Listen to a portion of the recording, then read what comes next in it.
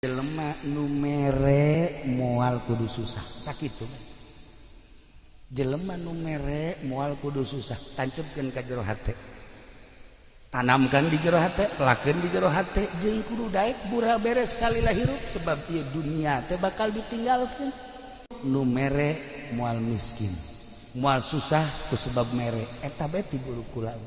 Dipraktekeun ku urang dinya teh. Boga seetik bikin, masya Allah, muyah mayah berkah. Asal yakin, modalnya yakin. Assalamualaikum warahmatullahi wabarakatuh.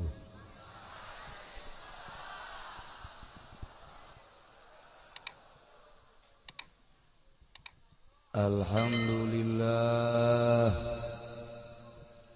Wassalatu wassalamu ala rasulillah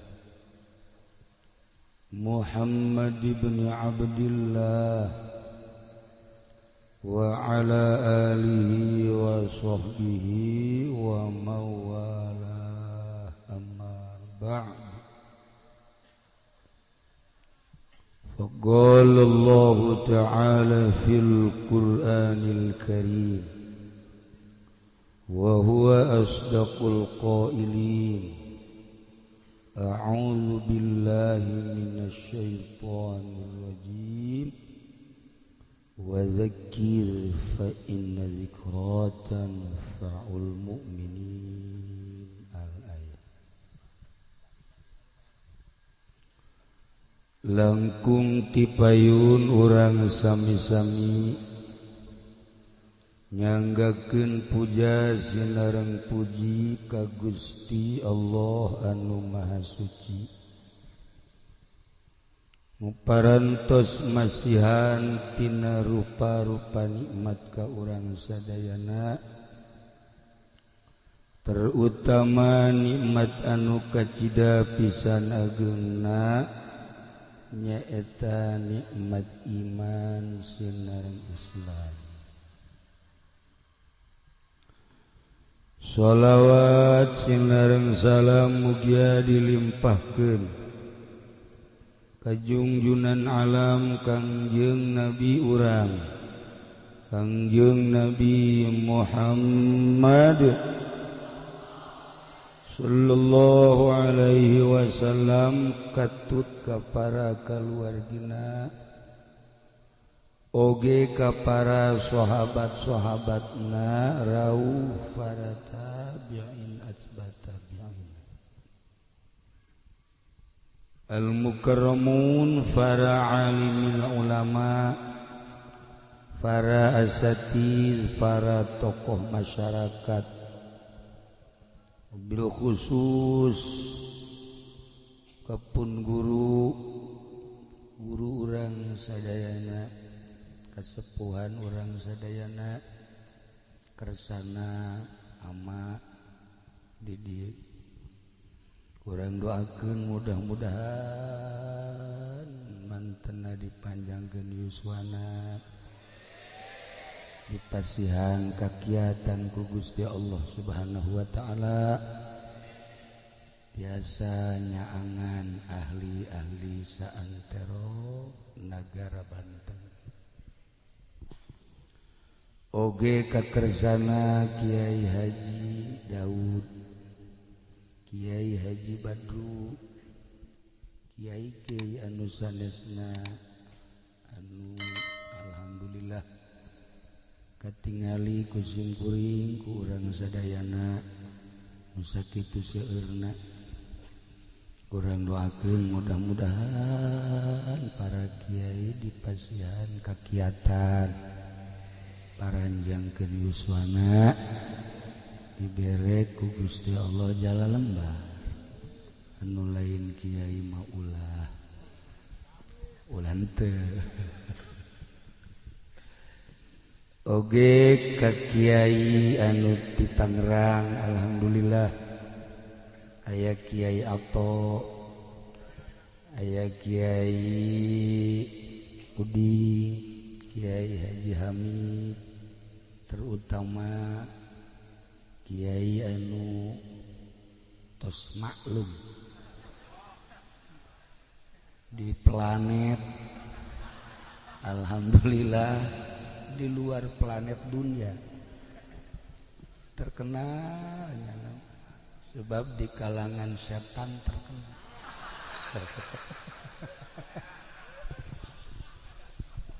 Alhamdulillah eksis hadir di dia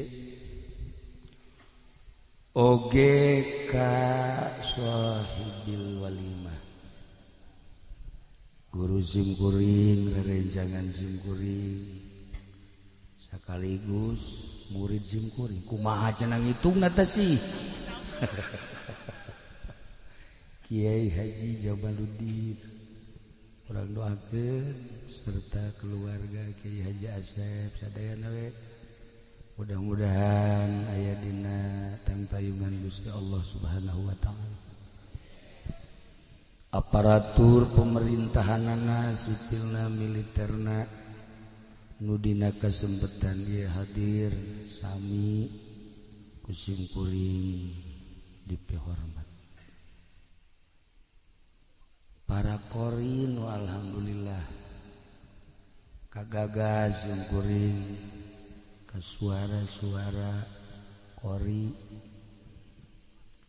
asa hayang ngora deui hayang jadi kori baheula aja di kori juara kedua ti handap.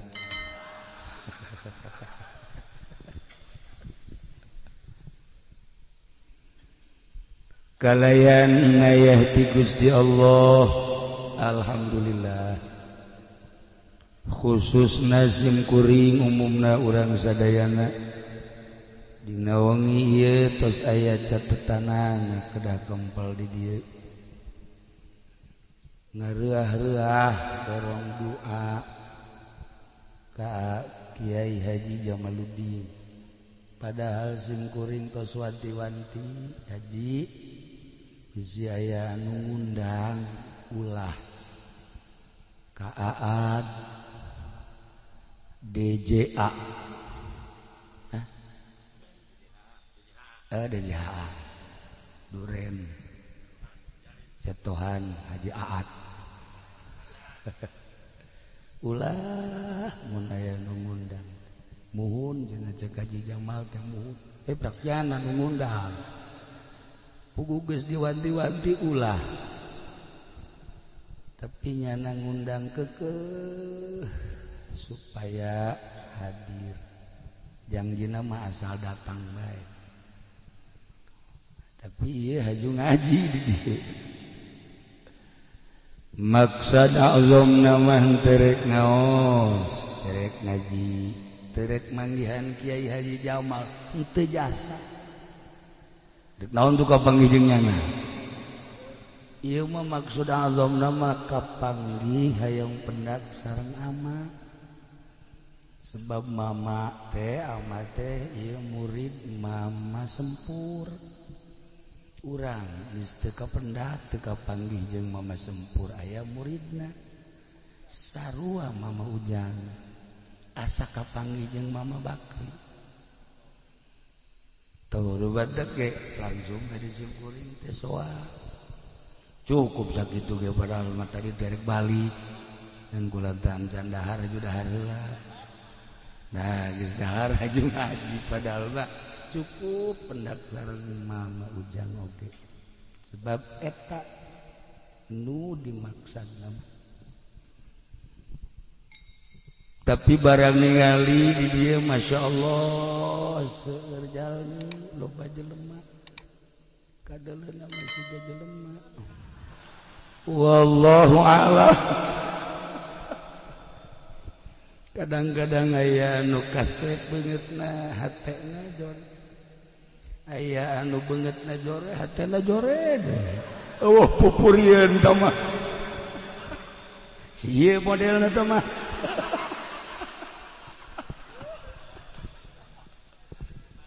aya nu kasep hatena kasep gelis hatena gelis ngan kasep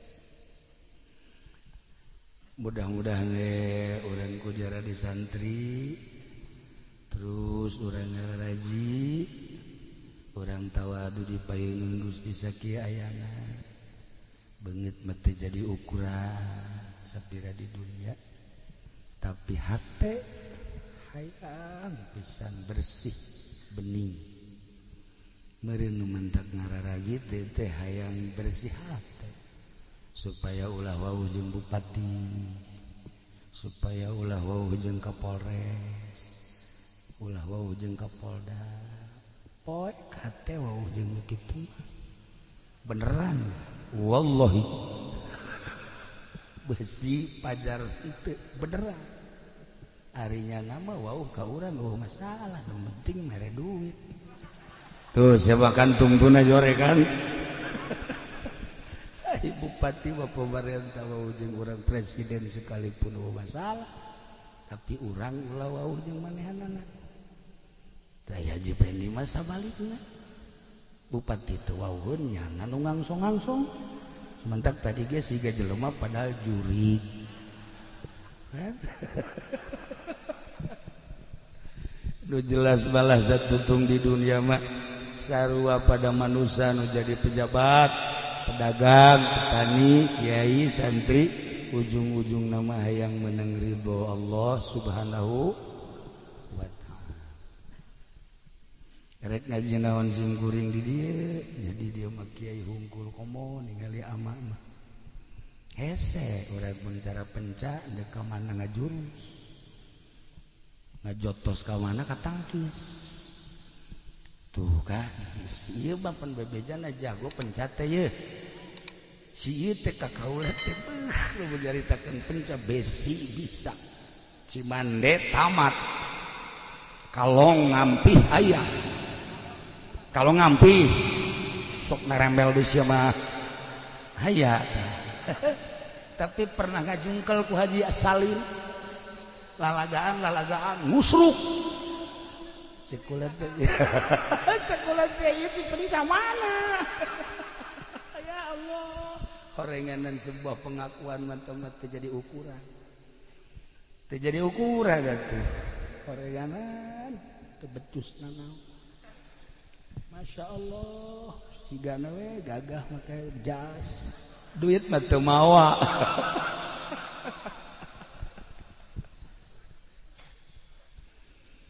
para jamaah kaum muslimin wal muslimat rahimakumullah dunia teh aya 5 benua Asia Amerika Eropa Australia gede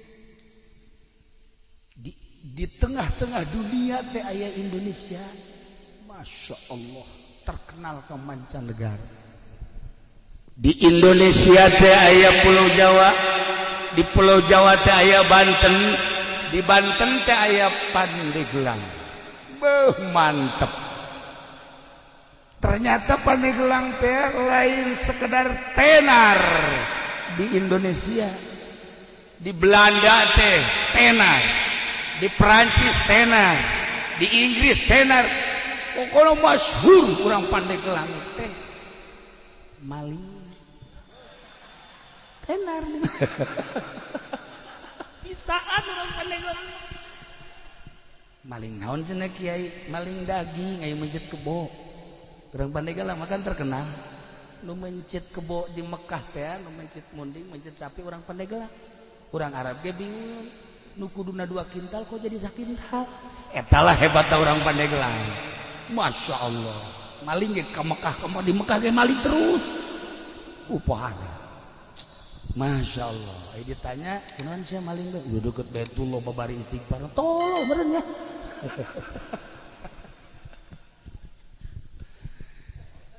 Pandeglang teh ieu urang keur cicing di Pandeglang terek ngaji simkuring mah rek nyaritakeun asal usul Pandeglang di Pandeglang teh aya hiji jelema sakti mantraguna weh moal aya tanding ngaranna Ki Buyut Papak teh moal aya tanding lamun gelut moal aya tanding lamun ngamasalahkeun masalah kiai kakiaian aya di manehanana, kajawaraan aya di manehanana. Ki buyut papak teh boga kaistimewaanana mun dibeulem teu teurat. Urang Pandeglang mantap Ki Jamal ulah sambarangan eta. Oke, beres acara urang beulem coba. Moal teurat lah. Moal pati-pati atunya nanti. Ya Allah, nah. Ibuyut papak teh seorang manusia, orang Pandeglang, saktina luar biasa. Kabelah dia eueuh tanding, masalah eueuh tanding, gelut eueuh tanding segala rupa, boga kamonesan, nyana leuleukeunna, nyieun gelang. Tapi nyieun geulangna lain cara zaman kiwari. Belum, sanggeus tadi belum diketrokanana make leungeun. Urang Pandeglang mah tulas sambarang. Make leungeun di luhur batu. Eta sanggeus tadi belum ditakolan dibentukeun gelang. Dibentukeun gelang. Sanggeus tadi pek-prekan. Ternyata ieu teh horenganan kudu dikacaikeun. Batu nu eta kumanehanana disimpenna di hiji tempat ngaran tempatna eta di Kabayan Cikole. Ayalah kuari disebut batu ngamprak. Neangan tempat jang nguluikeun lalakon. Aya di Cikolaken Cikole di naon kitu ngaranna Kabayan keneh ngan Kabayan Citaman. Aya cai di dinya mah dibeulem dibentukeun make leungeun dipek-pekan teu kuateun batuna maka disebut batu beulah. Kula mah asal ngadengin nu beulah muringkak bulu. Heuh maksudna. Geus mah dehem mana bae sia mah kolot-kolot. Tah, kuari teh aya batu beulah di Citaman, Kabayan Citaman. Masya Allah, di dinyala dibentukeun rapi, jadilah gelang. Maka nyieuna disebut pande, mande, gelangna gelang. Zaman harita langsung anjeunna lapor ka Syekh Maulana Hasanuddin diiring ku 5 jelema. Syekh Maulana Hasanuddin almarhum al-maghfurlah Qudisa sirruh ya Allah ya Rabbi kaget. Seorang Pandeglang kampung anu luar biasa bahkan lain sekedar kampung leuweung meleg-meleg bisa jijieuna nu sakieu hebatna diterima dengan 12 tangan ku Syekh Maulana Hasanuddin sageus teh diterima teu meunang balik deui eta buyut papak teh diangkat jadi penasehat keraton. Jadi boga sejarah lain lalagaan maka Pandeglang teh disebutna Panegelang. Lantaran zaman harita mah masih kena aya Belanda dilempengkeun Pandeglang. Sebab baheula Belanda mah loba pandendras, pande dan lain-lain sebagainya. Nah, iyalah asal usul Pandeglang. Cek sakaol mah lain kitu. Sasarit Hidayatullah teh nyerang Banten, babat Banten nu dititik beratkeun ka Syekh Maulana Hasanuddin pada tahun 1525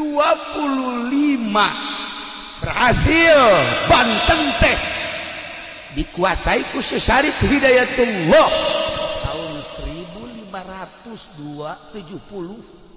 Maka Sasarit Hidayatullah teh nitipkeun Banten sebab geus selesai. Kaselesaiana saur Sasarit Hidayatullah alhamdulillah Banten geus jadi milik urang. terus sampaikan ke Lampung belah dituna Brebes Tegal lain letik-letik Keraton Banten teh di Brebes di Tegal belah dituna Lampung. Masya Allah Pajajaran teh ieu teh beunang ku Banten. Maka cek Syarif Hidayatullah ieu ngaranna Peni Gelang. Peni teh nyambung gelang teh gelang nyambung gelang bahasa kinayah.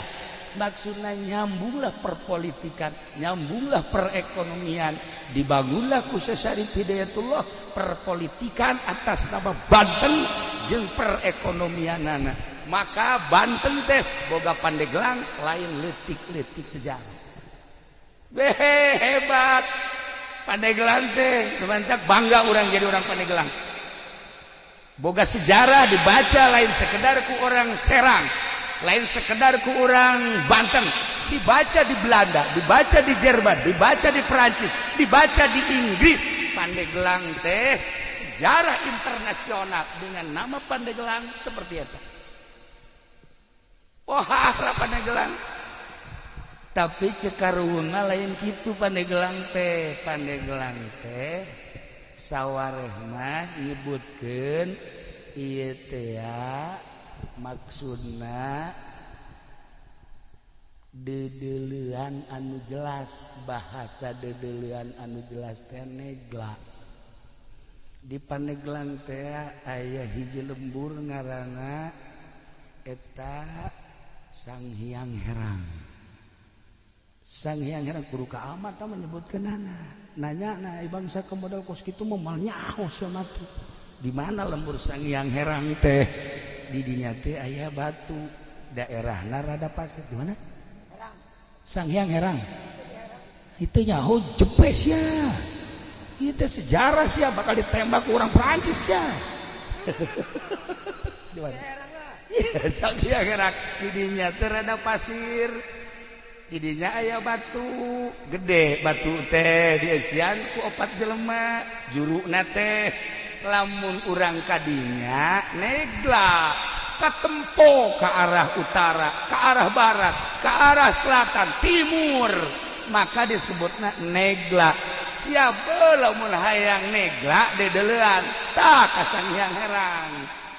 Luar biasa. Maka kolot nyebutna tuh di Paneglaan. Mun hayang ngeuleuh ka mana-mana tuh Paneglaan. Nah eta teh bahasa karuhun. Sang Hyang Herangna bahasa karuhun, peninggalan karuhun. Haju bahasana ge tuh Paneglaan cekaruhun. Geus Paneglaan teh dilempengkeun jadi Pandeglang. Tilu sia mangajina. Masyaallah nyoret bener atuh. Tuh kan? Iyalah Pandeglang, Masya Allah. Iya sejarah lain sekadar dibaca di Indonesia, tapi dunia, Masya Allah, masih kena ya riwayat-riwayat tentang wajah tasmiyah Pandeglang. Cuman nu dua deui dianggap dhaif, nu tilu eta mah utama. Ente coba ke perpustakaan Belanda bakal aya mun kukura dibacakeun bahasa Belandana ente kaget. Ayo bahasa Inggrisnya pasti kaget. Moal aja aing bahasa Inggris teh nu nyaho mah ngan I love you doang.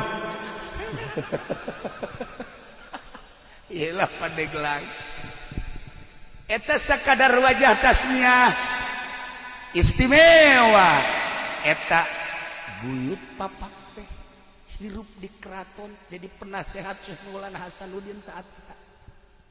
Nu leuwih hebat deui di Pandeglang teh aya hiji kiai ngaranna Dasim.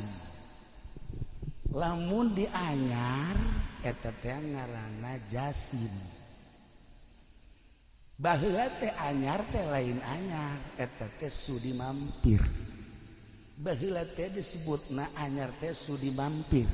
Ketika Herman Danles ngebangun jalan disebut Anyar Panarukan, setelah selesai jalan urang dinya teh nyebutna anyar. Jalan anyar buatan Denles. Nah, ieu teh katelah bae orenganan eta teh bahasa anyar teh di zaman denles. Jadi kuari kasebut teh anyar. Cek sakaum lain kitu aya hiji jelema ngaranna Kiai Jasim. Kiai Jasim teh menguasai ilmu zahir batin. Gawenangan sakadar ngalalauk ka laut. Boga guru mursyid sageusna meniti dengan sulukna jadilah manehana seorang manusia nu berderajat. Hiji titip guru mursyidna ngan sakieu hiji doang cek guru mursyidna jelema nu mere moal kudu susah sakitu. Jelema nu mere moal kudu susah tancepkeun ka jero hate. Tanamkan di jero hate, lakeun di jero hate jeung kudu daek bura beres salila hirup sebab ieu dunia teh bakal ditinggalkeun. Geus lamun ku urang dibikeunan engke bakal kapagih jaga di akhirat. Nya cak guruna teh jelema anu mere moal jadi susah, moal susah ku mere. Akhirna manehanana ibadah di anyar keur carita anyar heula.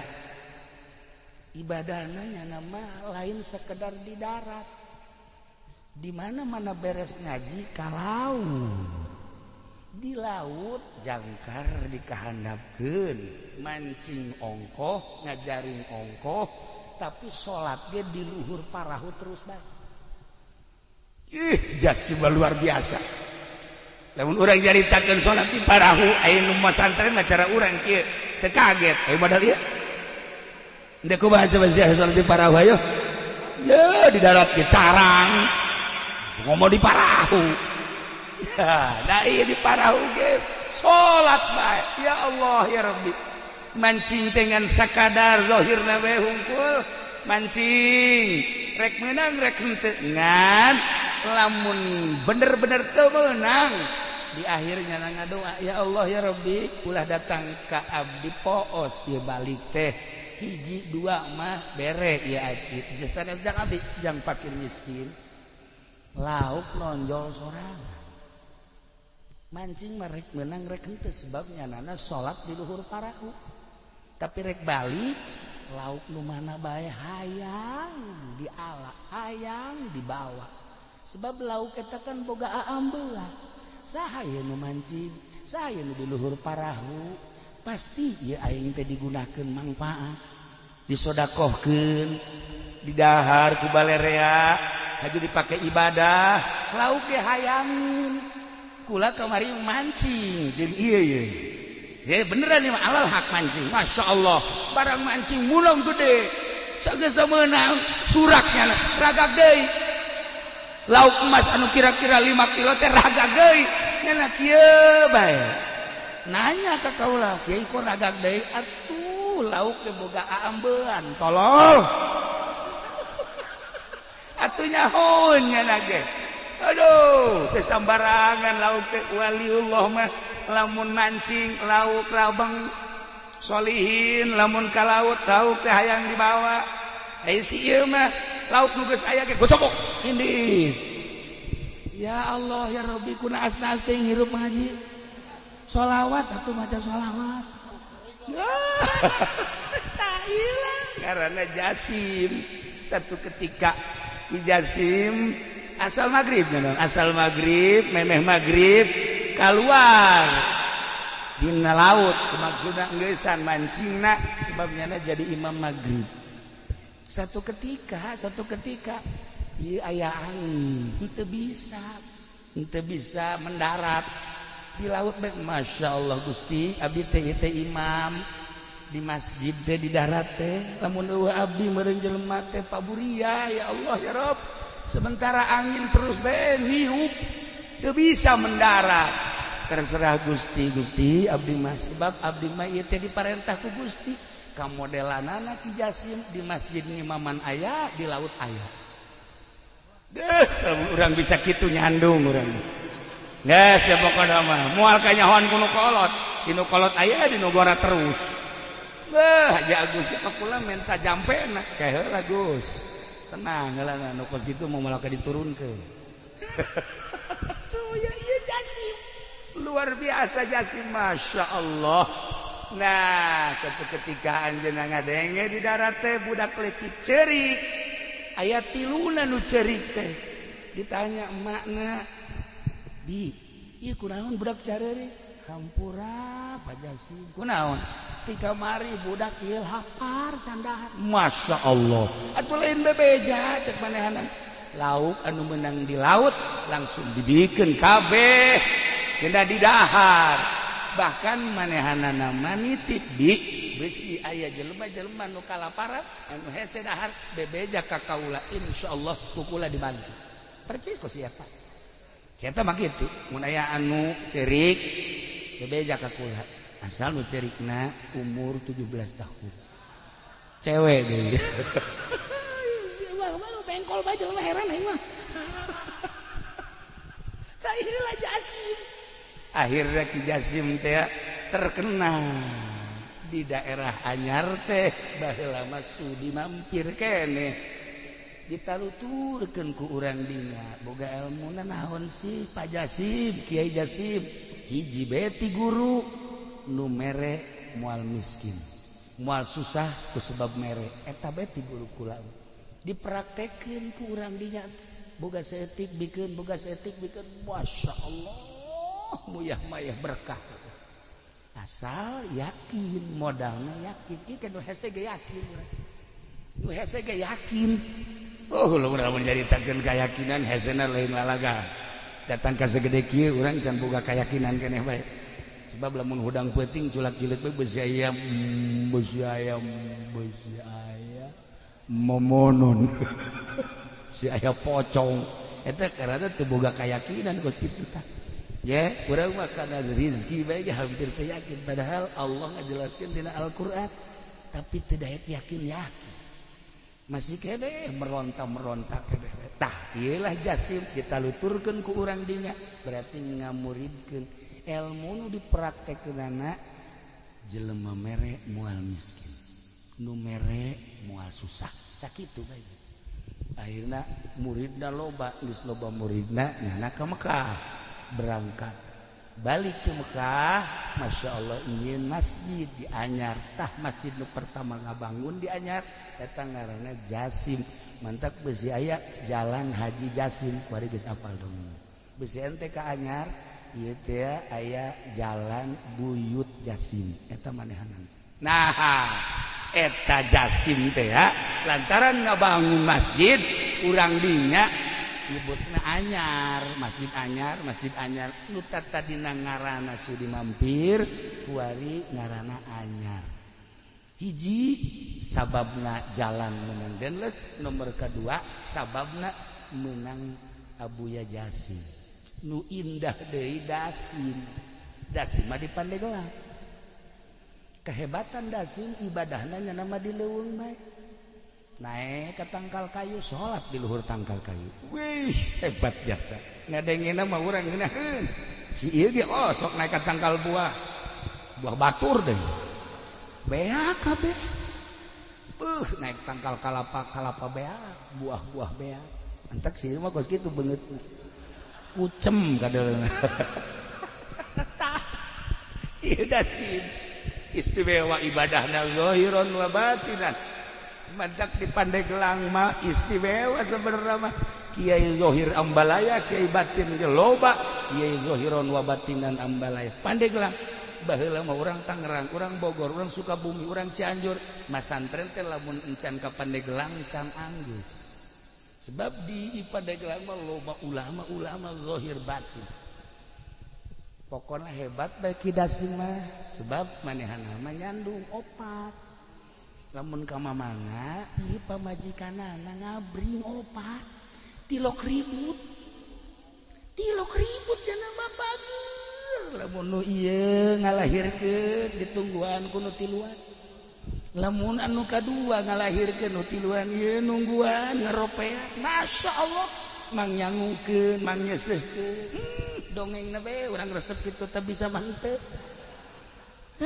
ieu Dasim aya di Pandeglang aya hiji jawara urang Tangerang nyabaklah ka Kiai Prawira almarhum almaghfurlah ka Sekong bebeja mal dibejakeun ngaranna sebab eta anak insuna loba keneh ayeuna bebeja mama abdi malah embung ilmu naon hayang ilmu naon tuh hayang ilmu bisa nyandung ulah sia nyandung mah engke eungap ieu dunia nu sakieu legana bakal karasa eungap nyawa sia kolong leuit eungap nyandung leuwih eungap tibatan cicing di kolong leuit sempit sia karasana imah nang ngabangun urang tapi urang agag-agagan di kadinya imah nang urang mobil nang urang tapi ketika urang dek balik aya eueuhnya tah leuwih serem tibatan sepaan eta lamun nu kolot nu ngora mah biasa bae sih indah bae tah maung leuwih tibatan maung nu kolot lamun geus manyun bae waduh sareuda komo lamun jebris waduh jantung murang cek mama prawira ulah lah mun bisa mah ulah jantung teh kula mah ya yang nyandung menta jampena dibere kieu jampena nya ieu dengekeun ku kabehan lamun urang ngala wudu ti zuhur wuduna eta kudu ditandean dina ember asar tandean dina cek mama prawira maghrib isya subuh nah, serius haju lamun haju aya kalapa hejo papas luhur jeung handapna bolongan saeutik setengahna inum ku urang setengahna deui cokot tacai ti ember anu meunang wudu tadi hijikeun ka dinya haju tutupan bacaan ku maneh engke inumkeun ka pamajikan maneh ngan babacaan anak moal dibikeun sakitu atuh sia nyarandung kabeh ieu nu bahayana ya sia medit-medit mun kitu boga duit nyandung tah ieu mah moal dibikeun ieu carita mama prawira we akhirna dibacaan bener saenggeus tadi bacaan inumkeun sesana kalapana ieu pendem hareupeun lawang saha lawang imah urang geus insyaallah dilaksanakeun jampena dong nu moal dibikeun tah eta alhamdulillah nu kolot nu ngora kabeh opatana namun ka mamana ngabri aku istimewa we pokona masyaallah ka mamana ya Allah bajuna akur sagalan akur cilok marara sama sakali eta jampe ti mama prawira banjurna luar biasa nah eta ngara barang ditanyakeun mama eta Siti saha jampe ti mama Dasim baheula di Pandeglang teh aya ngaran Ki Dasim kiai zahiron wa batinan ibadahna lain dihandap di luhur tangkal kayu ge salat bae iyalah Dasim jadi boga sejarah lamun di Anyar ngaranna Jasim lamun di Pandeglang ngaranna Ki Dasim kiai kan badak lamun urang nyaritakeun seputar Banten kabeh ge boga sejarah Baros seorang nama manusia intelek ngaranna DJ Baros anu ngasahkeun keratonan Banten setelah babat Banten teh ngasahkeunana DJ Baros teh ngaran jelema ya aat badinya dagang can nyahonan naon Baros tuh kan istimewa nah iyalah seputar ngaran-ngaranna lamun ku urang ditataan kabeh ge aya wajah tasnya Labuan, Anyar, Caringin, terus Karangbolong eta teh aya titi mangsana nu mantak di ngaranan eta teh Pandeglang, Serang termasuk Banten mah geus kacerun ka aun-aun ka koncara ka mana-mana ka beja ka unggal negara harapal kabeh tentang Banten mah nah ieu Pandeglang teh heula ieu teh julukanana nu asli nama Kota Wali baheula sempet di zaman Belanda teh disebutna Kota Wali teh kabelah dieuna diganti Kota Santri kabelah dieuna diganti Serambi Mekah zaman Pak Harto kabelah dieuna kuari Masya Allah sagala rupa aya di Pandeglang geus pokona mah hese nyaritakeunana begal urang Pandeglang pamalih urang Pandeglang tukang nyandung teu bener urang Pandeglang segala rupa orang Pandeglang bae geus anu katangkep di Mekah teh mukimin orang Pandeglang wahara tapi ulah neuleuh kituna sejarah kiai-kiai jebolan Pandeglang Masya Allah mantak urang bangga di Pandeglang aya Ki Bustomi aya Abuya Cidahu kuari senyit ilmu pasir Mama Ujang di dieu deuk ka mana di neangan ilmu teu kudu jauh-jauh beakeun ta ilmu Mama Ujang ujianana moal beak datang ka Irah gitu tuh Mama gitu kan ilmu pasir ente mun hayang zuhud ka ditu kalau urang ka ditu belajar ka ditu ulah dahar ulah nginumna saeutik bae si sapoe kuat 2 poe 4 3 poe geus kieu bae tah iya mabok zuhud cenah ya Allah ya Rabbi udah gua tinggal banggana bae ngadenge Masya Allah kuat amat itu hebat amat kiai anu hebat amat dan mantap kula mah tanpa sepengetahuan kiai-kiai anu bersangkutan kula mah penting sok kadoakeun kemudian dihadiahan nunya hokap bege nu mantak cara rintaeun sebab kulana sok kirim Fatihah ka ieu ge sok ila hadatir ruhi fendi al-Fatihah geus we gitu asa geus paeh tapi gitulah para jamaah kaum muslimin wal muslimat rahimakumullah keistimewaan kidasin teh lain sakadar nyandung tetapi nyana horenganan seorang bengkong nu mantak di Pandeglang mah ilmu bengkong teh aya loba tuh pengkong lamun di Garut bengkong lamun di urang pengkong lamun ieu mah pengkor beda saeutik lah ta eta teh keistimewaan kidasin teh bisa nyepitan bisa nyundatanana babacaanana tuh baheula kula boga babaturan diturus itu teh almarhum Kiai Haji Hasim kabelah diana bareng jeung kaula di Garut Kiai Haji Tatang eta ilmu pengkong nama aya tadi dia diturus tah bahkan loba nu ngaralep tapi kidasin mah nya nama kidasin lamun nyaba aju aya budak hayang disudatan kadieu dicekal doang kitu make ieu doang simpreng beres make curug doang simpreng beres langsung hebat tak kidasin dakwah teh lain sakadar ngaji lain sakadar ilmu batin kajandung nyandung punyana didakwahkeun encan sampurna lalaki lamun can nyandung sakitu kapan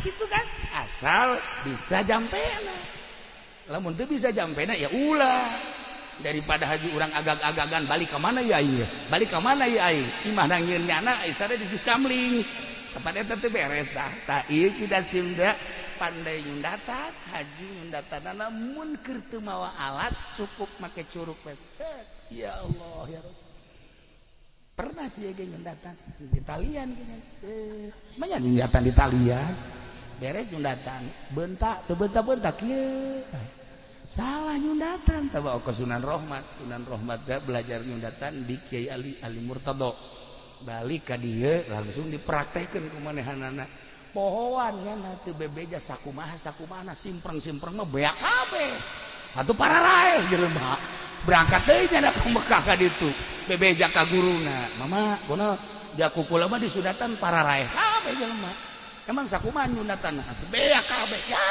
atuh manajang pamajikanana sesakeun saeutik atuh tah dipraktekeun tah ieu Sunan Rohmat Godog etalah anu pertama meraktekeun nyundatan yakni bengkong hasil daripada belajar ti Kiai Ali Murtado Mekah.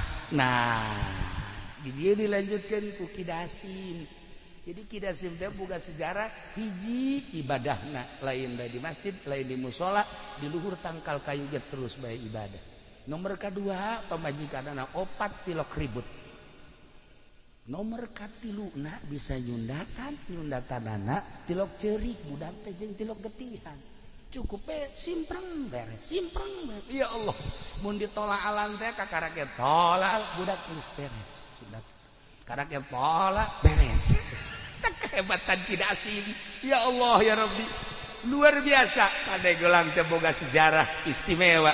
Lamun urang nyaritakeun ahli batin di Pandeglang, almarhum Abah kula sok dongeng ketika masantren di Prakiwai Kiprewira sok milu sekong sok milu jamiahan Kaki Abdul Halim sok tukang mawa kitabna kitab Mama Sekong eta teh nu diajina mah Jamul Jawame beja cak Abah teh kos kitu. Jadi berarti lain sambarangan. Tah Ki Abdul Halim memang kumaha Ki Abdul Halim mah teu kukubah ngan sakadar hebat mamanehanana pernah satu ketika nyana lempang di jalan kereta tasbehna murag di jalan kereta eta kereta nguik-nguik kan teu bisa maju aya tasbehnya na wih eta masinis kaget ieu aya naon ieu teu bisa maju barang ditempo aya tasbeh sieun kabeh nyekel tasbeh eta sieun nyekel tasbeh barang ditinggali nuanian itu tasbeh tadi nu liwat mah Kiai Abdul Halim kadinya teh digerokeun bae ya ki oh bener cenah terus we ditinggali heuh tasbeh kula dicokot kareta maju deui coba tasbeh sia coba hayang nyaho ya Allah ya Rabbi dailah para jamaah kaum muslimin wal muslimat rahimakumullah kitu rek nyaritakeun ngaji sim geuring mah lantaran izin ka kiai-kiai di dieu wirang ka ama cacak-cacak ama masih kuring ya insyaallah meureun hiji hadis dua hadis lah aya nu apal ngan kulantara deui aya ama taaduban ka ama embung lah maningan dongeng seputar eta bae mun ku urang dicaritakeun mimiti babad Bantenna terus ka Pucuk Umuna terus ka Serang terus Pandeglang Labuan aya saha di Labuan teh kaya di urang teh aya Syekh Daud Cibandat aya Syekh Asnawi Caringi beuh lah dina aya Ki Husein carita geus puguh di Banten aya Syekh Maulana Hasanuddin aya Syekh Yusuf ya Allah ya Rabbi kabelah dina aya Ki Abdul Halim aya Mama Armin Cibuntu Kiai Prawira beuh pohara jasa disusul kuno kamari ieu urang apal Abuya Cidahu Abuya Bustomi jeung saantero-saantero urang nyaritakeun baros nyaritakeun Pandeglang mah kaya santri kaya ustad kaya beunghar kiai Kiai Zohir jeung Kiai Batin teu kudu ka mana ngaji teh cukup di Pandeglang bae teangan lagi kiai anu berpolitik aya kiai nu tasawuf aya kiai anu macam-macam ente dek neangan kiai teu kudu ka Jawa Tengah Jawa Timur cukup dek belajar politik aya di Pandeglang Banten dek belajar ekonomi kiai anu dagang ambal ayah geus teh nyaho kaler kidul haram halal geus teh kiai eta teh ambal ayah bari bantu masa kiai boga showroom kiai boga showroom HP showroom mobil pada teh urusanna jeung bang ai bang teh lamun ku urang dibaca kitab dakepan mengandung riba di ditu da teh urang mencari teh ah moal dibacakeun izin ka ama nang dijelasna mah seperti eta eueuh masalah eta teh seni variasi. Jadi di Pandeglang teh kiai anu tasawuf loba, kiai anu zohir bae loba, kiai anu zohir batin ambalaya, kiai anu berpolitik loba, kiai anu berekonomi loba, kiai anu berbudaya ge ambalaya. Teu kudu neangan ka mana. Tapi ketika aya seorang Habib ahli batin nyaba ka Banten kuari, nyaba ka Pandeglang pernah neteskeun cai mata.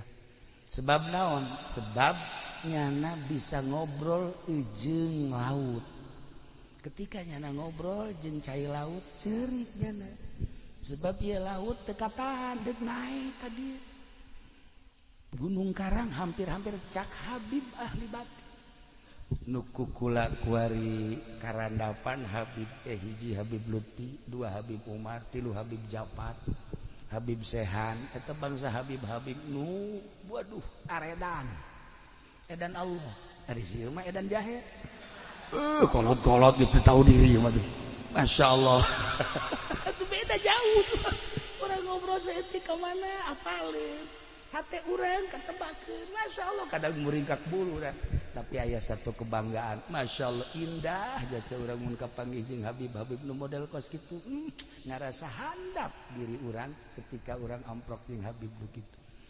Para jamaah kaum muslimin wal muslimat rahimakumullah ialah carita seputar Pandeglang seputar Kiai ingat di Pandeglang aya 2 hiji dasim di daerah dia 2 jasim di daerah anya ilmu anu terus kebelah dina dimuridkeun ialah ilmu ti Syekh Mansuruddin Cikadueun anu baheula nyekel satoriah salah sahiji anu muncul kebelah dina rifanya kabelah dina qadiriyah wan naqsabandiyah geus lamun jelema nyekelan kos kitu insyaallah moal daekeun ngadahar duit ti pamarentah beteng teh dijaga besi pentingna teu bisa tahajud sebab urang ngadahar duit ti pamarentah ulah loba ti bupati baheulana pentingna hudang mah hudang tapi ieu kekereucuman teu bisa pas gitu eta hese tadek dobatanana kos kitu ieu mah urang ngobrol pada santrina bae supaya urang ulah daek ngadahar duit bupati aya leutik mah tuh kan zaman katara ku aing hayang ganja doh mantek ieu kadaleuna eueuh sinaran eta leleb teuing itulah para jamaah kaum muslimin wal muslimat rahimakumullah moal dilanjutkeun cerita-cerita selanjutnya jeung ngajina ge geus teu kudu make hadis jeung Al-Qur'an cukup cerita seputar Pandeglang jang cecekelan urang besi aya nu can apal wajah tasmiyati ti mangsa tentang Pandeglang jeung aya 2 kiai cikal bakal anu istimewa selain daripada ti Kesultanan Banten korenganan aya ngan ingat ieu keturunan Banten nu baheula mun asli ya tembak baheula ku Belanda sebab jelema nu asli keturunan Banten teh boga ruhul jihad anu tinggi anti Belanda teh nampak dicatat dina sejarah kiai anu anti Belanda nyawa taruhanana nah nu ngancak nu arasli teh ka kampung teu nyebutkeun keturunan Banten teu nyebutkeun keturunan Cirebon sebab lamun kanyahoan zaman Belanda tembak dibuing seret maka dilanjutlah ku anu bangsa rada semis masalah nu aslina ge aya ngan nu bodoh maksudna zaman Belanda lamun nu pinter keturunan nu asli tembak tapi lamun keturunan asli bodoh masalah sebab naon moal aya jihadan sebab jihad ge moal didarejekeun nu hebat eta kan jelema na keturunanna istimewa kemudian ruhul jihadna pasti tinggi pinter ngomong sakecap dua kecap ditaluturkeun ku jelema perang teh ya ieu teh kumaha pemimpin urang lamun nyaritakeun baheula masyaallah ki Amar Khatib terus ka belah ditu da sejarah-sejarah Banten urang teh tergugah hati terus di Banten mah moal eureun kuari Belanda teh nu paling ditingali sa Indonesia hanya 3 1 Banten nomor kedua Makassar nomor katilu Madura 3 daerah eta mah geus bae orang Belanda per detik ieu masih kena naliti Banten Makassar Madura 3 eta mah geus lain lalagaan geus masyaallah sebab lawan aya andil orang Makassar di Banten aya andil orang Banten di Makassar aya andil orang Banten di Madura aya andil orang Jawa Timur bukan Madura Jawa Timur di Banten nu 3 eta mah persatuanana luar biasa nu mantak menang ge babat Banten dibantulah ku orang-orang tersebut maka sampai ayeuna orang-orang Belanda Inggris Prancis neliti saha nu bergerak di Banten siapa orangnya saha nu bergerak di Jawa Timur siapa orangnya saha nu bergerak di Makassar saha jelemana sampai ayeuna masih kena diteliti keneh bae itulah para jamaah kaum muslimin wal muslimat rahimakumullah sim kuring ngarasa bingah biasanya baka dieu ngarah-harah ilqul surur ka rerencangan sim kuring ieu teh ku sebab Kiai Haji Jamal sok datang dari itu malam Salasa ngobrol-obrol di ditu teh ai pas ka dieu kula mikiran eta si lamun balik sedeket eureun ngaji teh jam 12 atau jam 1 eta mun balik ka dieu jam sabaraha teh di Jamal eta moal bisa sosonoan meureun malam Salasa nya tah ieu lah para jamaah jadi artina jadi akrab lah teu aya jarak antara sim kuring jeung Ki Jamal Kiai Asep baheula rakana kan nya geus ngiring ka Baghdad ka mana alhamdulillah lumantak hubungan Cilongok jeung Solok Jengkol ieu ge Solok Jengkol ge aya catatanana nu mantak disebut Solok Jengkol teh kayak wajah tasmiahan pohoan tadi teu bahas tapi geus penting teu kudu aya kunaon mentak disebut ieu kampung Solok Jengkol aya lah ya ada jamaah kaum muslimin wal muslimat rahimakumullah perkampungna ieu teh aya menang Belanda baheula sejarahna aya di Belanda di Indonesia hese urang neanganana jadi mun hayang apal urang kudu ke Belanda ka ditu hese nah gitulah malam ieu alhamdulillahirabbil alamin jang menggugah sejarah ternyata Pandeglang lain sekadar daerah biasa-biasa kaya dengan potensi-potensi anu berjuang di keagamaan sampai ayeuna Pandeglang tetap diperhitungkeun kiaina jeung santrina ulah dikira Pandeglang lamun geus turun we ka Jakarta wah urang Jakarta sarieun beak sapi beak pasar beak urang Pandeglang itulah ya jadi malam ieu sakadar membuka supaya tergugah hati urang-urang Pandeglang supaya neruskeun sepak terjang leluhur urang sepak terjang karuhun urang anu ibadahna mun ditataan kiai-kiai aya catetanana di Labuan aya kiai sabaraha kiai nu hebat di Anyar sabaraha Caringin aya sabaraha terus ke belah dieu ka Serang aya sabaraha Pandeglang aya sabaraha wah istimewa nu panglobana di Pandeglang di dieu gitulah seputar tentang Pandeglang hatunan kitu garada simkuring hapunten tina samudaya kalepatan sareng kakiranganana urang doakeun ama mudah-mudahan dibere kakiatan ku Gusti Allah Kiai Jamal sekeluarga mudah-mudahan dipasihan kanugrahan ku Gusti Allah kitu keneh keluargana Kiai Asep jeung sajabana sadayana mudah-mudahan aya dina rahmat Allah Subhanahu wa taala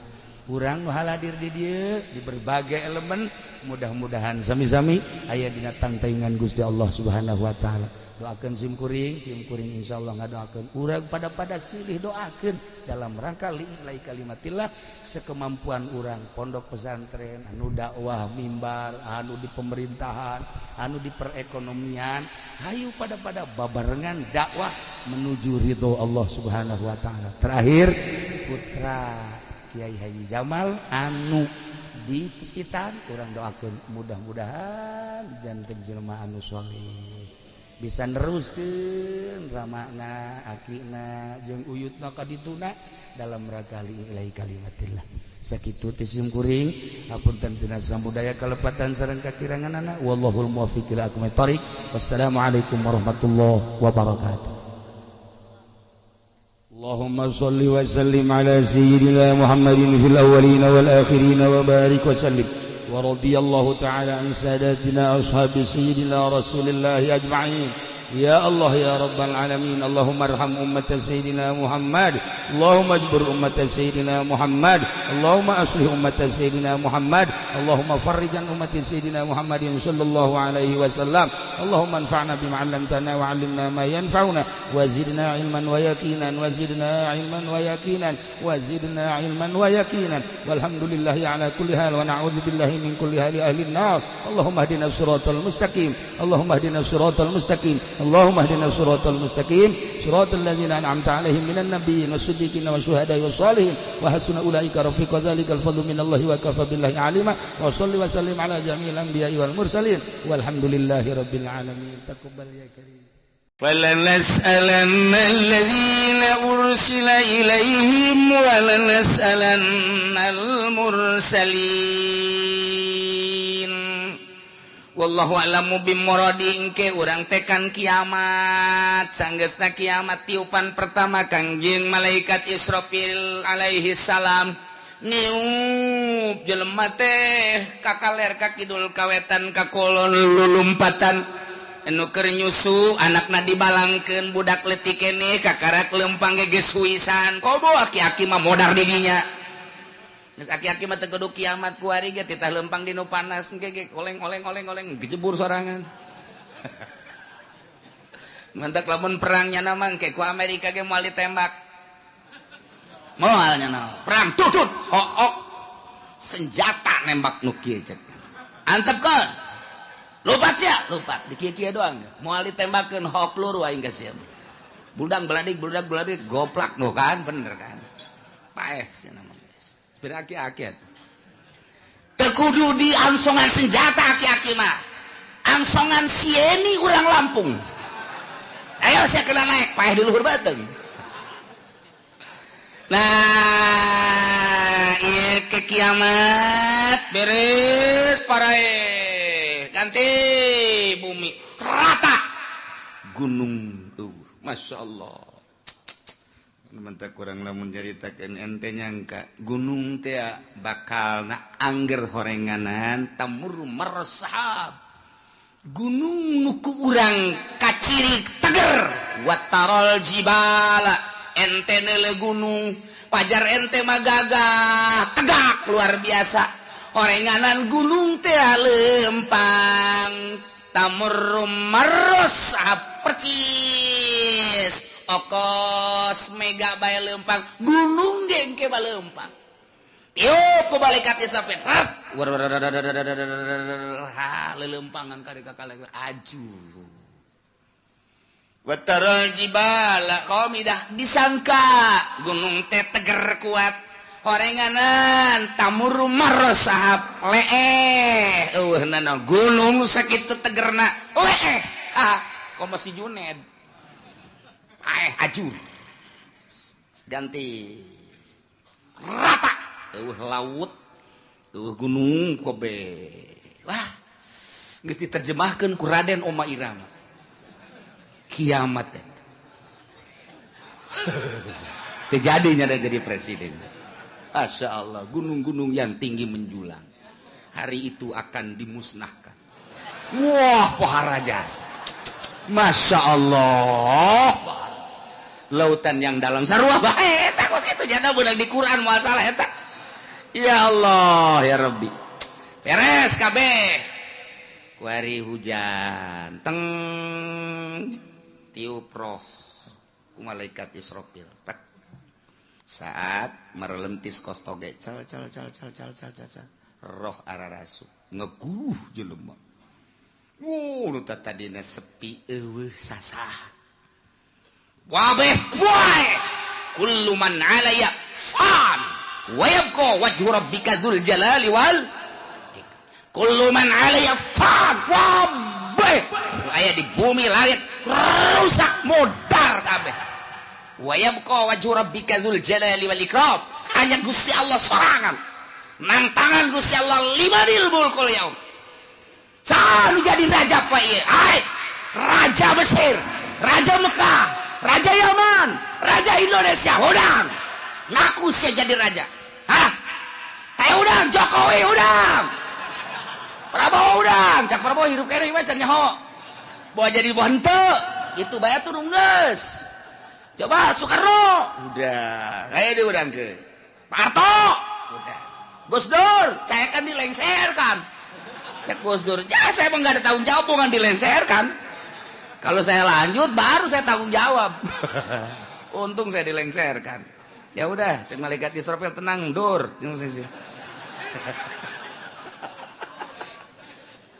Masya Allah. Tantangan limanil mulkul yaum. Geus beres kabeh harirup. Giring ka mahsyar. Timbang amal. Timbanganana kos timbangan emas. Aya talanjuhan, aya jaruman, aya cecepehan.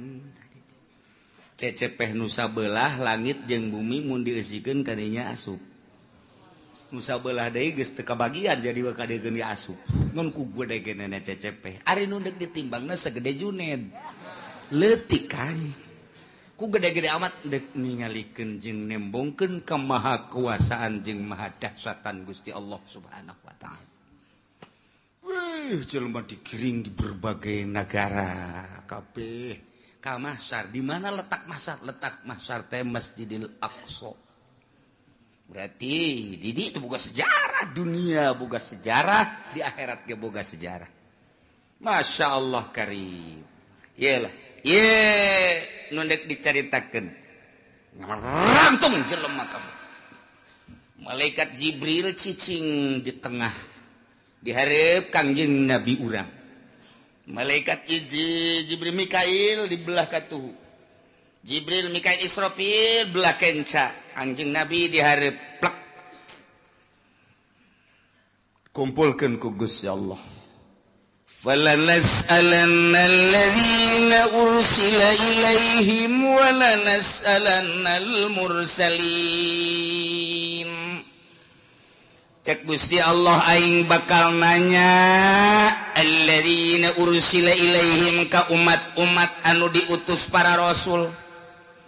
Ndek ditanya teh an ijabatihim ar-rusula wa amalihim fima balagahum tentang ijabah ka para rasul jeung ngamalkeun naon nu disampaikeun ku para rasul ka maranehanana. Masyaallah. Di samping umat nu bakal ditanya walanas'alannal mursalin. Yakin kaula nu agung bakal nanya deui ka para mursalin utusan-utusan ditanya anil iblagi tina nyampaikeunana. Ya Allah ya Rabbi. Wabah ditanya. Bari pertanyaan teh sabenerna mau walana qusana alaihim biilmin. Yakin kaula bakal nyaritakeun ka umat ka para rasul kula bakal nyaritakeun biilmin dengan kanyaho jelas nyaho wa makunna goibin jeung kaula teu gaib teu nyahona kabeh nyaho ngan tetep ditanya bae pan jelema ditanya teh aya nu nanya teu nyaho nu mantak nanya ge pan teu nyaho mang kaula ieu deuk ka Bandung hayu ieu jalan deuk ka Bandung jalan mana bener-bener teu nyaho berarti kaula mudik ieu milu mudik deuk ka Jawa Tengah ba deuk ka Jogja jalan ka mana lontaran loba jasa ieu itu Jogja ka belah dieu manggih deui Jogja kanan belah ditu ke manggih deui Jogja kiri bingung aing mah ieu Jogja deui belah ditu tek Jogja deui isi jalan nu mana deuk ka Surabaya ge teu nyaho nanya atawa nyana nanya ba ieu teh kula teh rek dagang ieu cara dagang teh kumaha ieu modal da sakieu deuk didagangkeunana ieu nyokot teh dia supaya teu nyaho nanya berarti tah kula teh hayang kawin hayu hayang deuk nanya bae ieu mah kira-kira kumaha ieu kula lamun kawin atuh babari modalna boga henteu ulah bakal hayang kawin sia teu boga modal mah nanya teh teu nyaho biasana nanya teu nyaho. Aya jelema nu nanya ngan aing mah sabenerna mah nyaho ngan nanya sote aing mah ngetes bae sia teh nyahoeun tante padahal mah nyaho ye kos ka budak tanya cek 2 + 2 sabaraha geus nyahoeun nu nanya nama ngan ieu dites 2 + 2 cak bapak tolol sia kudu ngabalikeun deui ka aing 2 + 2 sabaraha cak bapak wah budak blon nih budak mun cak bapak 4 kula 4 mun cak bapak 5 kula 5 aku bacak bapak bae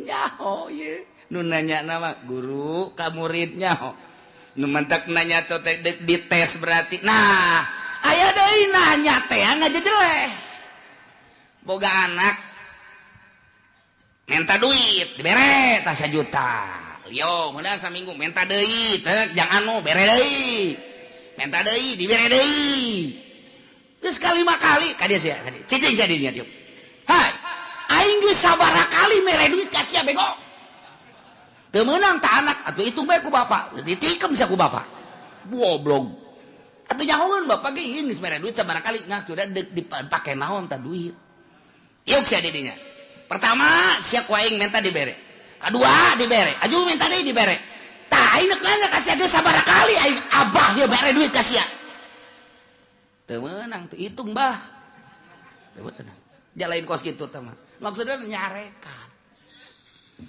aing lain sakali mere duit ka sia tapi ku sia teu digunakeun eta duit tuh tolol-tolol teh si otak pasang atuh menta deui si mah gawena menta malulu nyarekanan tah mah nanya tapi nyarekan Bari bah, yang mah boga duit, ajo minta duit separit ya mentana. Mio separit tah mio. Oh sia dibanding mio, tapi pakai kusianya, nu bener tah, belikan kusia. Lamun kredit jeung cash lain deui bah hargana. Lamun kredit sabaraha? Barakara kredit? Ngomong sia lain sari. Bahkan hese dek beli cash deh di akhir zaman mah kredit bermodel. Yahudi teh geus kos karar itu bae. Nah, belikeun. Meunang meureunanan setengah bulan bah. Angmelikan motor di motor naon motor mio anu itu ke mana aya mah aya bah ngan ieu kebutuhan aya deui bah bere deui ja aya ieu bapana ge duit mah eueuh bapana mah aya tah bere deui bere deui 3 kali je budak motor kamarana nya dibeli cenah kebutuhan barang ditanyakeun ternyata eueuh dijual adek abah sabaraha kali beulikeun motor ka sia hah sabaraha kali pareta mah nanya nyaun jan umang meulikeun lagi abah pan make nanya deuk nyarekan nah ieu ge sarua ye Allah teh deuk nanya ka umat atuh teh kudu ditanya ku Gusti Allah jaulurkeun nyahoeun ja Allah mah pangeran urang turun ka alam dunia Allah nyahoeun kuari hirup dihirupan ku Allah maha uninga kemudian urang kuari ayeuna dibaya pagawean dagang berpolitik atuh Allah mah maha uninga kapae urang mah teu nyaho ira bakal pae Allah bagus nyahoeun kok make ditanya tuh urang ku Gusti Allah nanya da deuk nyarekan ka urang nah ieu sia bakal ditanya ku Gusti Allah teu meunang kieu sia ku aing pan dihirupan nah ieu sia harita teh hirup kemudian pagawean sia waktu hirup naon bae cak Gusti padahal Allah nyaho cek urang teh atuh coba bae Gusti ka nyahona tumpahkeun ka dieu wah dikerekem sia ku Gusti Allah teu meunang kos kitu nyanggakeun sadaya-daya Gusti mun Gusti maha uninga nah ieu bakal ditanya urang kabeh ditanya urang sebagai makhluk ditanya Kangjeng Nabi lagi ditanya sarua bae urang ditanya tentang naon tentang an ijabatihim ar-rusul wa amalihim fima balaghum urang teh ngaijabah ka Kangjeng Nabi narima kana ka Kangjeng Nabi syariatna jeung ngamalkeun datang ka mana ditanya zaman Kangjeng zaman sahabat zaman tabiin zaman para wali kuari Junaid maju enggak zaman saya hirup beye aing mah lain nanya rajana lain kiai sia nu nyampaikeun amanah para rasul nu nyampaikeun nu tabligh nyampaikeun amanah rasul sa zaman sia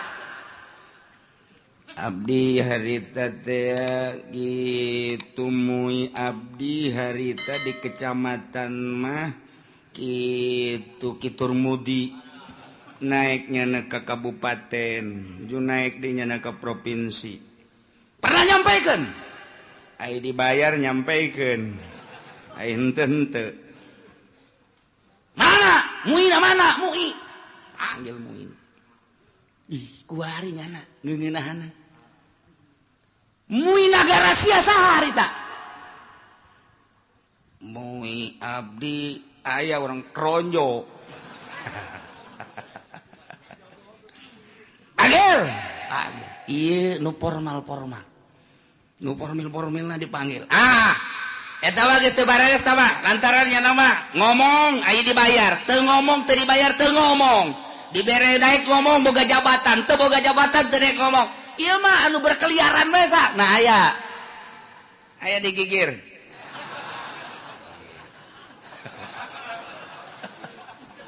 disebutan di Jakarta kiai anu di kampung kiai anu pernah nyampaikeun pernah cara nyampaikeun aku mah muludan bere duit eta lah lamun teu dibere duit ngaco ulah nu eta nu asli nu nyampaikeun nu asli saha yo ayo geura budi bejakeun diangsongkeun ka hareup deui kumaha coba eta urang lamun geus dikitukeun kumaha eta dihareupeun Gusti Allah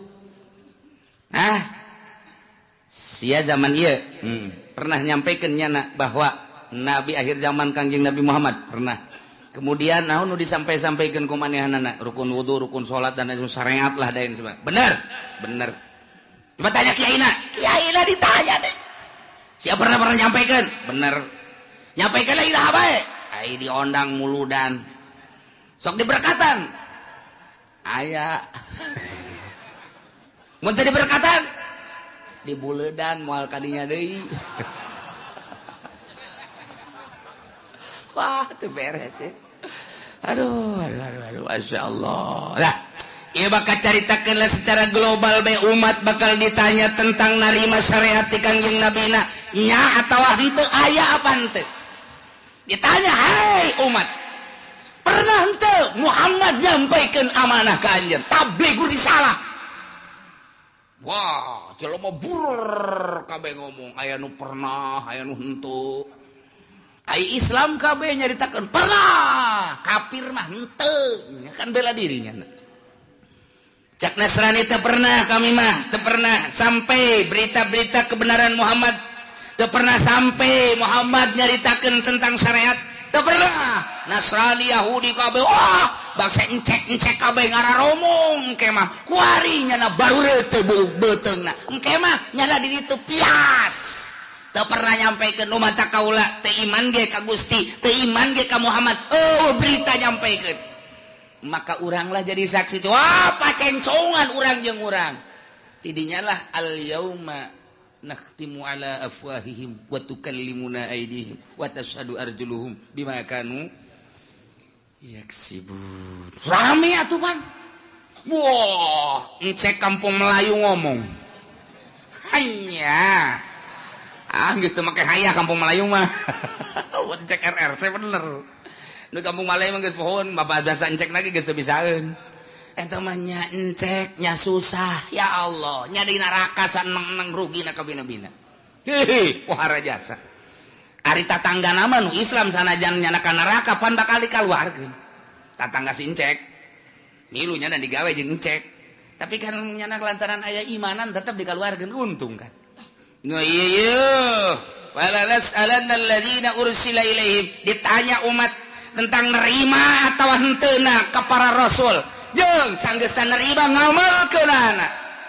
Macem-macem ke. Rame.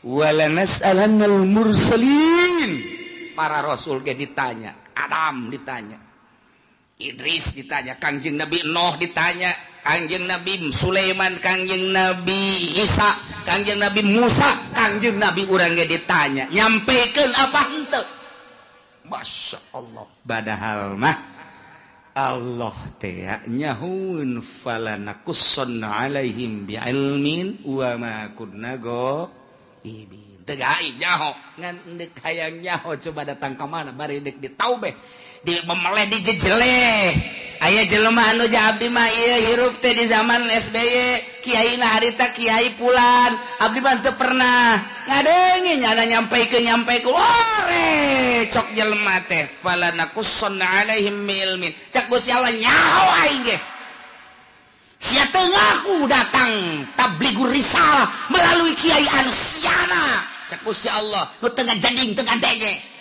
pan aya muludan pan aya rajaban kiai ngabuka pangajian tong-tolongan ge datang ka songhek siana nu teu daek falanakussanna alaihim Allah jaritakeun ngeunaheun bagi kiai nu katitipan ilmu sampaikeun besingke di akhirat ditanya walanas alannal mursalin ditanya para mursalin ditanya para wali para kiai ketika orang dikahareupeun kiai anu sia di zaman anu nyampaikeun henteu kunaon sia dititapan emang teu nyampaikeun nu ngondang kunaon sia nu mata kayang diondang ieu cak ditangkal amun naon tah teu nyawa nya nambongan di ditu tah ngadeukeutan tukang sate ieu tah tuh kan ditanya kabeh umat ditanya para rasul ditanya Gusti Allah umat ditanya para wali ditanya umat ditanya kiai ditanya kabeh mana teuing ramena nah wa ma kunna ghaibin sabenerna mah atuh aing teu gaib eueuh teu kanyaho teu nyaho an iblagi rusul wal umamil khaliyah bima fi ma'amilu nyaho tentang nyampaikeun para rasul nyaho pisan atuh uning pisan jeung umat anu sepi tidak pengamalan nu ngamal jeung nu henteu nyaho Allah secara perinci juz'i satu persatu nyaho Gusti Allah si ieu gadenge si ieu ngamalkeun si ieu narima si ieu teu ngamalkeun si ieu narima si ieu ngamalkeun setengah si ieu narima si ieu ngamalkeun poara si ieu narima si ieu teu ngamalkeun nyaho Gusti Allah bakal dicaritakeun hiji-hiji falanakussanna alaihim bi'ilmin wa ma kunna ghaibin lu gaib ya Gusti Allah Gusti Allah maha uninya nu mantak urang kuari salat ti penting teu kudu dikanyahokeun ku tatangga cukup ku Gusti Allah engke bakal ditanya ketika ditanya aya teh berita tablighur risalah aya melalui saha kiai anu sia ngamalkeun tante nyangakeun sadaya-daya ka Gusti-Gusti mah uninga abdi peting-peting ge hudang haju kieu haju HS deui eta nu ku aing ditolol-tolol ge sia goblok sia hudang mah hudang tapi ngan kieu doang tapi kan uninga Gusti Allah aing nyaho ka sia sok ngaji lempang ngajina nyaho aing ngadengekeun nganyaho haju ngamalkeun nyaho peting sia hudang haju tahajud aing mah keur nanya bae cek Gusti Allah sebagai pangeran ditanya ku aing hijab padahal mah aing geus nyaho falanakussanna alaihim biilmin wa ma kunna ghaibin nu gaib jang aing mah aing nyaho ka sia narima ti kiai anu kemudian sia ngamalkeun geus kebelah dieu ya sia zaman sasia abdi bareng jeung si itu hirupna pernah sia ngadege urang ti kiai pernah ngamalkeun Gusti mau ninga teu kaburu Gusti naon bae kasibukan sia abdi di pabrik Gusti mana babaturan sia anu di pabrik aya tuh itu sia ka di pabrik sia eta neangan duit jang kitu napakah pamajikan jeung keluarga sia sempet salat abdi mah minggu ngaji lamun teu keur gawe emang aya nu minggu gawe aya abdi mah ieu teh ai naon kitu ngaranna kesempatan salat mah salat tah bareng sapabrik sia pan sia mah salat sia henteu nyangageun Gusti dek kuas wa ma kunna ghaibin nu gaib nek ngomong naon sia aya dalilna tah babaturan sia mah jadi pabrik ke sapabrik pala jeung sia malah sakontrakan sangarendeng sia mah ja salat sia nu henteu nah nu matak sapabrik aya bae tah nu dibere daek salat jang dalil engke di akhirat besinya ngomong Gusti bongan abdi mah dibere susah haju di pabrik teu kaburu salat Gusti neangan duit bae babaturan sia datangkeun ja susah sarua pas salat sia ka ditu atuh dek lompat ka mana sia ayo sia dalu wabakun la goibin waduh gaib jago sia mah dek nyarekan bae supaya kadenge ku ban sojen tinggal babaturan-babaturannya na waduh si itu dicarekan moal teu aya dicarekan aduh dek lompat ka mana ya aing dek lompat ka mana nah kabeh bakal ditanya fala nakussanna alaihim biilmin wa ma kunna ghaibin tanya hiji-hiji bari Allah nyaho lu gaib ka Gusti Allah supaya jelas Allah teh pangeran dek ngajejelek jelema ditanya ku Gusti Allah kunaon sia persiapkeun ti kuari jang engke ngajawab pertanyaan eta lain lalagaan ieu mah Al-Qur'anul Karim wal waznu yauma idzinil haqq ya Allah timbangan lil amali dipasang lisohaikiha atawa jang nimbang amal bimizanin lahu lisanun timbanganana aya jaruman wakafat ali aya 2 cangkok 2 mangkok 2 cecepeh kama waroda fi hadis Kanjeng Nabi geus ngajelaskeun ayat 3 hadis tu ngajelaskeun tentang sifatan mizan tentang pertanyaan jaga maksudna naon timbanganana jelas nu ditimbangna apa jelemana apa amalna apa bukuna eta lah Kanjeng Nabi nu ngajelaskeun aya nu jelas ngajelaskeun Kanjeng jelemana langsung diayakeun di hadis lain Kanjeng Nabi nyaritakeun jelemana mah tetep nangtung di itu nu ditimbang adalah sohaik buku-bukuna cek sakaol mah lain buku-bukuna amal bae diwujudkeun ku Gusti Allah amal bagus herang bagus caang amal goreng poek jore nu jelas mandek kumaha ge ima urangna wa ima bukuna wa ima amala pan nu jelas mah tetep bae ditimbang-timbang keneh ieu ayatna wal waznu yauma idzin al haq timbangan nyata timbangan nu bener yauma idzin harita bakal dipasangkeun jangan sing hade faman saqulat mawazinuhu faulaika humul muflihun sahaja lemah nu ditimbang berat amal hadena faulaika humul muflihun bahagia wa man khaffat jelema anu hampang mawazinuhu kahadeanana berat ku kagorenganana faulaika alladzina khasiru anfusahum jelema etalah anu ngarugikeun dirina waktu di dunia bohong teu daek beramal bitaswiriha ilan nar ku sebab dijongklokeun ka neraka bima kanu bi ayatina yazlimun ku sebab maranehanana ngazolimkeun teu percaya ka ayat-ayat Allah Subhanahu wa ta'ala. Nu ngantak urang mah alhamdulillahirabbil jauh masa urang ka Kangjeng Nabi tapi urang iman ka Kangjeng Nabi Muhammad sallallahu alaihi wasallam. Jauh jeung Kangjeng Nabi tapi urang ngalaksanakeun syariatna. Dibabaca ku urang sifat wajib di Kangjeng Nabi di para rasul teh opat. Urang diantarana kabeleteran kuari. Tah, di dieu lah bakal ditambah ditimbang saurang-saurang. Malaikat Jibril di dieu, Mikail di dieu, Israfil di dieu, Kangjeng Nabi di dieu. Cek sakaol Kangjeng Nabi ngajelaskeun timbangan hade nu gede jurusan sorga. Timbangan nu goreng ieu neraka. Asal ditimbang let ka dieu ka kenca belah dieu geus tinggal ngagejebur ka neraka. Asal ditimbang lah ketai ka belah dieu geus sorga tinggal berangkat ka sorga bae. Ya Allah ya Rabbi. Kuari urang teh cek sakaol Kangjeng Nabi ngajelaskeun timbangan teh timbangan qada wal adli. Ieu timbangan teh timbangan papasten jeung keadilan. Nu mantap kuari urang timbang diri urang.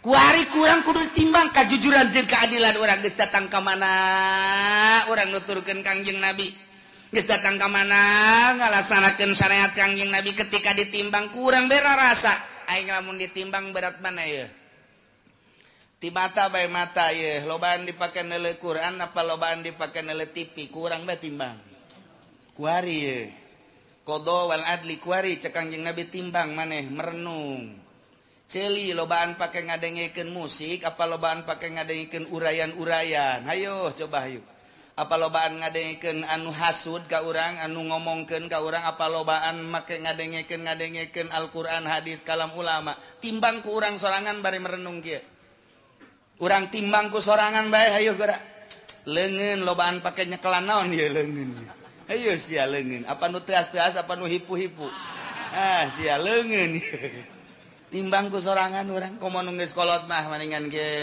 beureum mah molotot pegahan engkos kol budaya we kieu tinggal nyi hajina heuy mana eta mata kosong amat teu kosong teu naon ngalang layung kitu teh tu dirinya bae heula na eta molotot kitu keur ngarenung ngaji tadi cak kiai aing ieu geus asa di akhirat bae. Ya hajina teu percaya karena kuari bae. Kalau ngomong gitu atuh sia ieu bener ku sia dikitu-kitu. Dekeran tuh. Iya keur ngalamun aing di akhirat teh cak kiai ge timbang cenah amal. Hampura aing haji, dia tuh lagi hampura tang geus rada sakitu mah. Kula deui bureun hampura sok nyerekan ka Pak Haji tenan atuh hampura aing geus hampura jasa mun aing kawin deui tah pakarak dek bener ge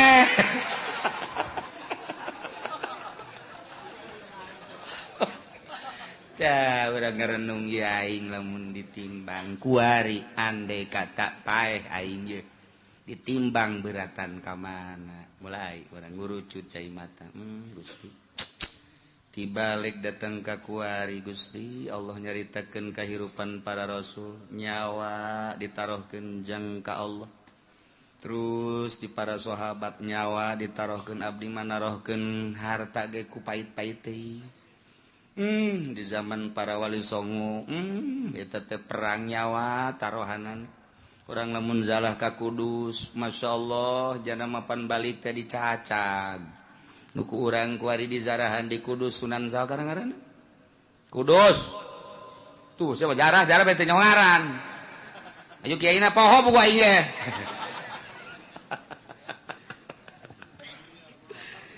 tuh eta pan nama perang Sunan Kudus mah perang balik teh pan dibawa teh tinggal nyawa balan cak sakaol bapan potong ieu na ge nuku urang di zarahan eta saja parsa di Kudus teh Kudus masyaallah balik nyawa batur menyawa tarohana pakali ilai kalimatillah renungkeun ku urang aing boro-boro nyawa duit ge ku pait-pait teuing ge aya masjid ge butuh ka keramik kook biasa geus sababaraha kali mah haji jamaah haji mah atuh jajan mah aya atuh ieu keramik ieu keramik nu sajen heula ke kurang karak aing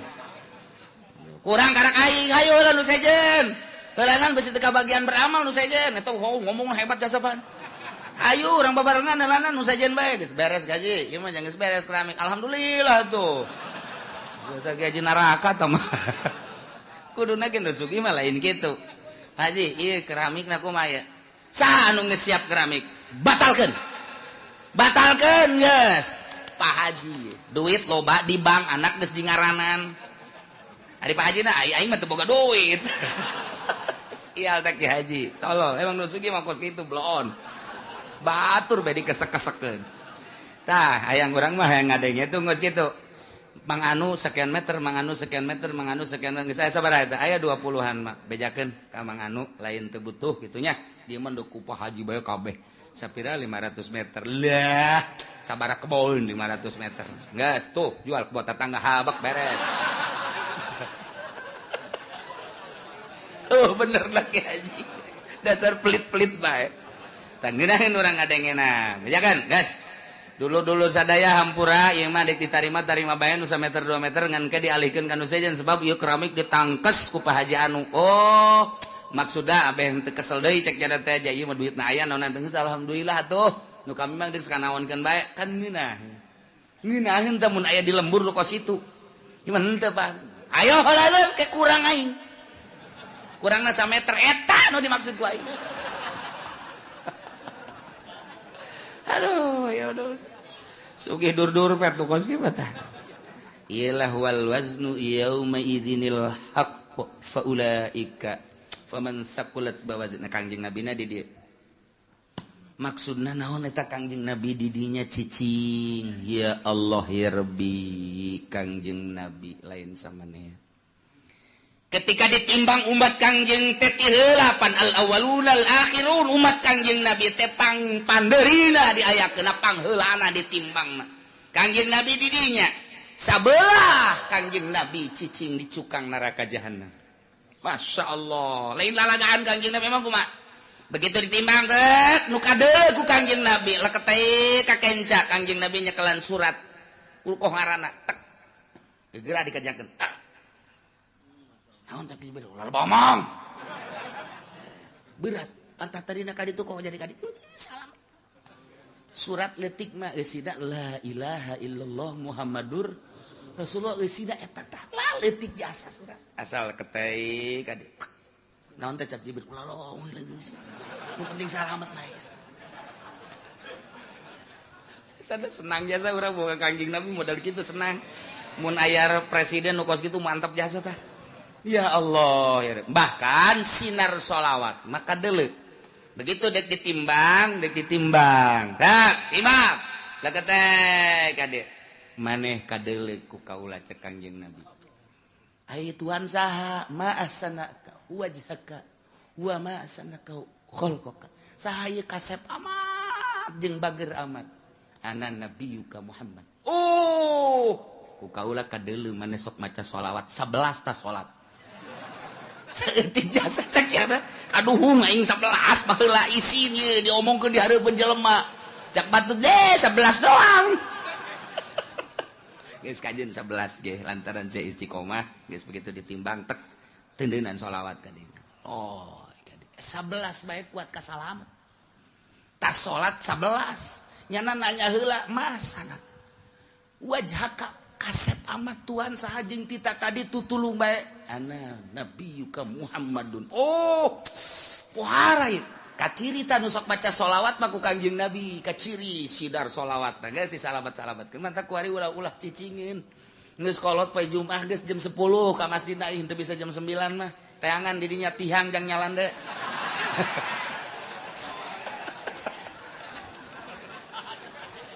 Tungtungna lain baca sholawat. Tasbih ka mana, mata ka mana. Bahkan aya nu nyokot ge tah babaturan atas tasbih teh nyaho nyana. Barang hudang aya tasbih aing ka mana. Lalu teh baca sholawat lah mumpung urang hirup, komo nu geus kolot mah, ieu inget wal waznu yauma idzinil haqq ya Allah ya Rabbi. Ingis jasa. Untung aya Kangjeng Nabi urang, Kangjeng Nabi Muhammad sallallahu alaihi wasallam. Lantaran kabeladianan mah cepet ya cepet, limbangna cepet. Cepet, jadi Kangjeng Nabi kan latuh kulantaran sorangan nimbang cepet. Lai ka dieu, rat, lai ka dieu. Aya anu henteu kabagian sapaat. kaburu Kangjeng Nabi keur mujuna ka dieu ieu ka dieu dibalangkeun ka ditu kan waduh aing Muhammad bae cek jana aing teu kabagian ya tapi tetap Kangjeng Nabi kadeuleu ku Kangjeng Nabi pas gagolepak ka neraka cekel ku Kangjeng Nabi entah tulung ka malaikat Jibril salamet ka eta ji atuh mah geus jore cek eta teh jadi teu dage main simplong melulu ja aya sholawatan cek Kangjeng Nabi sabaraha sia sok maca sholawat ai muludan cek nya maca tante henteu ngadengekeun doang lumayan sakitu ge cek Kangjeng Nabi nya daek ngadengekeun assalamualaikum zainal anbiya ya assalamu alayka atqal atqiyai nu macana mah santri Kanjeng Kiai sia gula mah cenah ngatur-ngatur eta berkat cek nya aju ngatur-ngatur diatur teu jangkula heula teh tetep salamet bae pan mah apoar eta ngan eta teh ngaguling heula ka neraka tah mah tapi tetep kok ngajar rawel Jibril salametkeun Masya Allah Kangjeng Nabi moal aya pang sibuk-sibukna ieu ketika wal wasdu yauma idinil haq sibuk biasa Kangjeng Nabi geus manu ieu geus manu itu geus manu ieu nu itu geus ulah aya bae umat Kangjeng Nabi nu ngagolepak ka neraka pohara jasa pan mantak teh kuari usul ka Kangjeng Nabi beusi engke kalepasan teu kadeuleu teu karawel lanjut teu kalekep ka bapak tuh padoh pan geus kalekep apa teu kadeuleu ku Kangjeng Nabi umat aing geus beakeun kan Jibril beak geus aya wae nu teu kalekep bangonna mah aya pan kita tadi aing sakieu sibukna cek Kangjeng Nabi ka dieu eta lah aya bae coba tang ya tuh bener cabut Jibril cabut sih ti kalekep kunaon kredit cek kira